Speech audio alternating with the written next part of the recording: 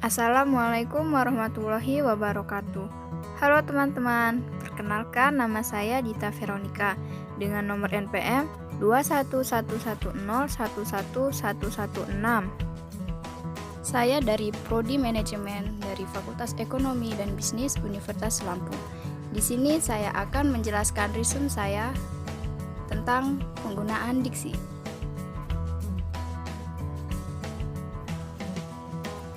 Pengertian diksi. Nah, diksi sama artinya dengan pilihan kata. Pilihan kata yang tepat dapat mencegah kesalahan penafsiran yang berbeda serta mencegah kesalahpahaman. Nah, selanjutnya yaitu fungsi dari diksi. Fungsi yang pertama yaitu upaya membantu melambangkan ide atau gagasan yang akan diekspresikan lewat bahasa yang digunakan. Yang kedua yaitu mengekspresikan gagasan yang benar dan tepat. Nah, yang ketiga, diksi yang tepat membantu menciptakan suasana yang tepat juga. Nah, yang keempat yaitu diksi yang tepat membantu mencegah terjadinya kesalahpahaman. Nah, materi selanjutnya yaitu tentang ketepatan pemilihan kata. Dalam melakukan ketepatan pemilihan kata, yang perlu dilakukan yaitu cermat dalam membedakan makna denotatif dan makna konotatif. Yang kedua, cermat membedakan makna kata-kata yang bersinonim. Selanjutnya, penggunaan kata-kata umum dan khusus yang tepat. Serta yang terakhir yaitu penggunaan kata-kata abstrak dan kata-kata konkret dengan cermat. Saat berkomunikasi perlu kesesuaian diksi. Hal ini karena perkembangan bahasa sangat luas dan sering mengalami perbedaan atau kekurang tepatan ketika diinterpretasikan. Oleh karena itu, perlu diperhatikan hal-hal berikut ini. Kesesuaian pemilihan kata. Yang pertama, penggunaan ragam baku secara tepat. Kedua, penggunaan kata yang berhubungan dengan nilai sosial harus secara tepat. Tiga, menggunakan kata berpasangan atau idiomatik. Empat, penggunaan kata-kata dengan kondisi tertentu. Lima, penggunaan kata ilmiah untuk penulisan karangan ilmiah dan kata-kata non-ilmiah untuk berkomunikasi yang sifatnya non-ilmiah. Yang keenam yaitu menghindari ragam lisan atau bahasa sehari-hari.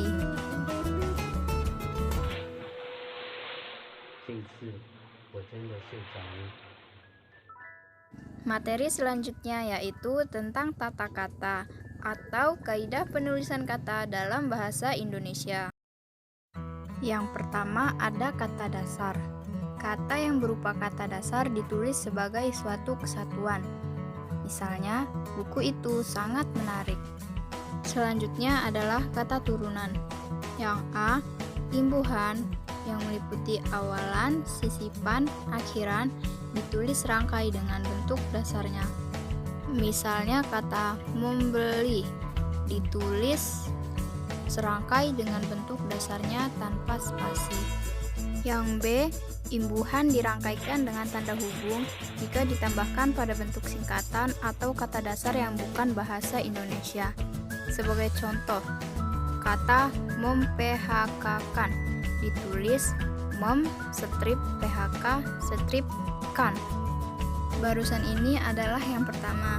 Nah, yang kedua yaitu bentuk dasar berupa gabungan kata, awalan atau akhiran ditulis serangkai dengan kata yang langsung mengikuti atau mendahuluinya. Yang ketiga, jika bentuk dasar yang berupa gabungan kata mendapat awalan dan akhiran sekaligus, unsur gabungan kata itu ditulis serangkai. 4. Jika salah satu unsur gabungan kata hanya dipakai dalam kombinasi, gabungan kata itu ditulis serangkai. Sekarang ada bentuk ulang dan gabungan kata. Bentuk ulang ditulis dengan menggunakan tanda hubung di antara unsur-unsurnya. Misalnya, rata-rata, tukar-menukar. Lalu, awalan dan akhiran ditulis serangkai dengan bentuk ulang. Misalnya, merata-ratakan, perundang-undangan. Pada gabungan kata, unsur-unsur gabungan kata yang lazim disebut kata majemuk ditulis terpisah. Misalnya, kerjasama, duta besar. Gabungan kata yang dapat menimbulkan kesalahan pengertian dapat ditulis dengan menambahkan tanda hubung di antara unsur-unsurnya untuk menegaskan pertalian unsur yang bersangkutan. Misalnya, anak, istri, alih. Lalu, gabungan kata yang dirasakan sudah padu benar ditulis serangkai. Misalnya, acap kali, daripada. Materi berikut adalah materi tentang pemenggalan kata.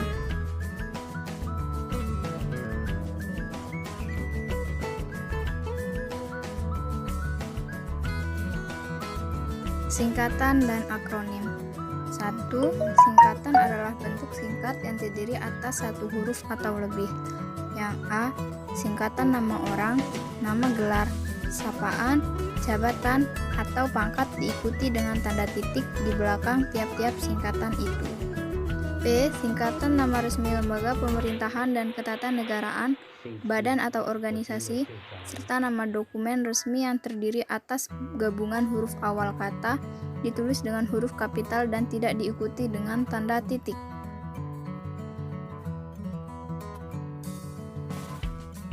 Yang C. Singkatan kata yang berupa gabungan huruf diikuti dengan tanda titik. Yang kedua, singkatan gabungan kata yang terdiri atas 3 huruf diakhiri dengan tanda titik. D. Singkatan gabungan kata yang terdiri atas 2 huruf lazim digunakan dalam surat menyurat, masing-masing diikuti tanda titik. E.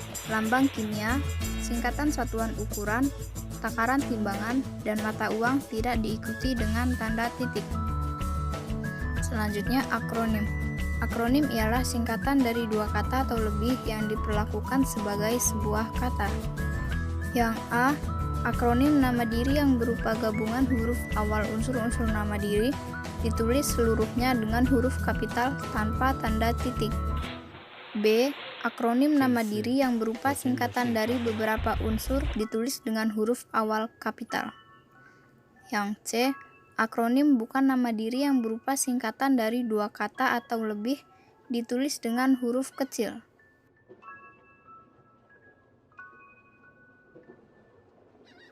Nah, selanjutnya kata depan.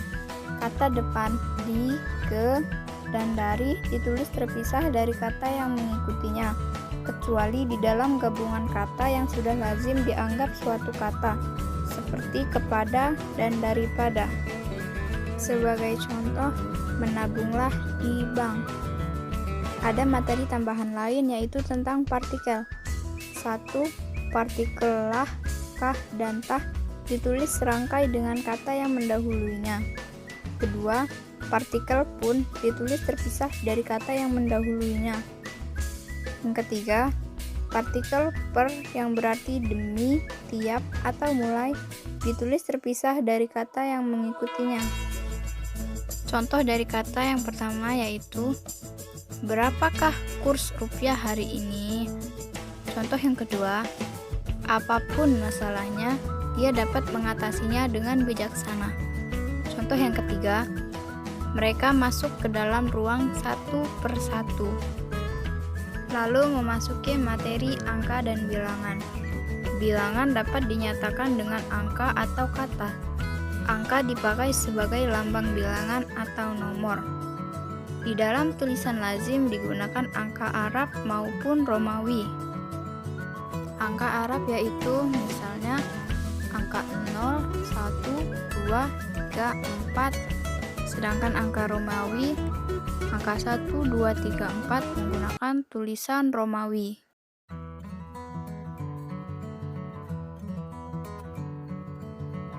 Aturan pada angka dan bilangan.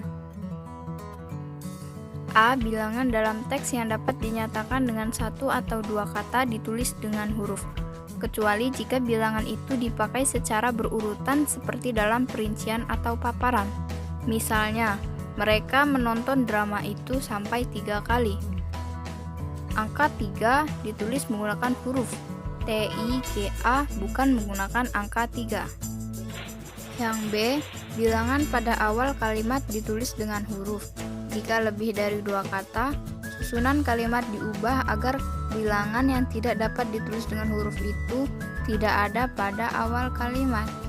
Contohnya, 50 siswa kelas 6 lulus ujian.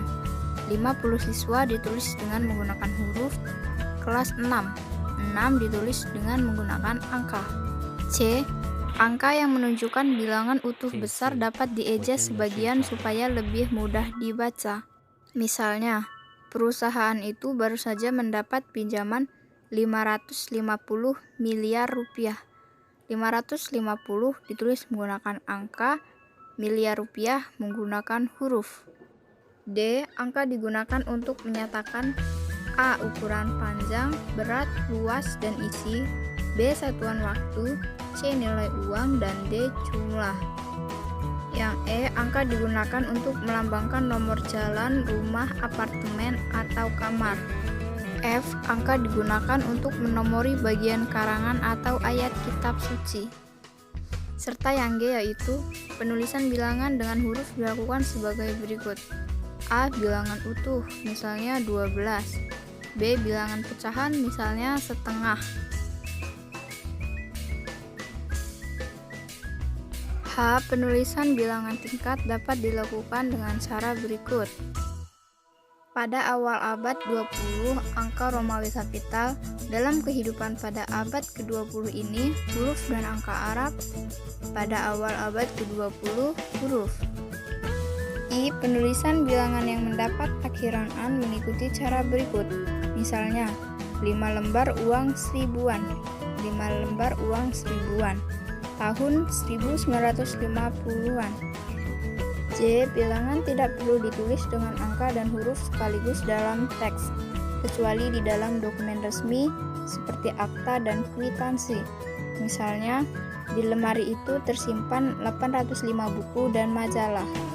K, jika bilangan dilambangkan dengan angka dan huruf, penulisannya harus tepat. Misalnya, saya lampirkan tanda terima uang sebesar 900.500 rupiah 50 sen.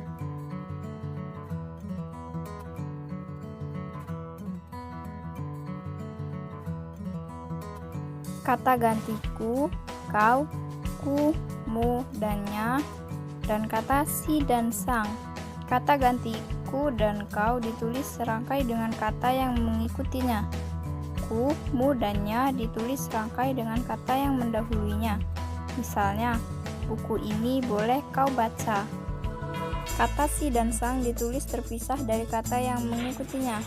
Misalnya, surat itu dikembalikan kepada si pengirim.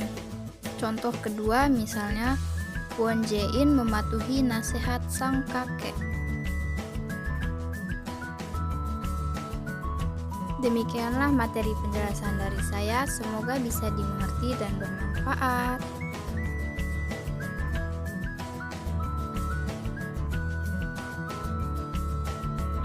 Oke, sekian dan terima kasih. Saya akhiri. Wassalamualaikum warahmatullahi wabarakatuh. Sampai jumpa lagi.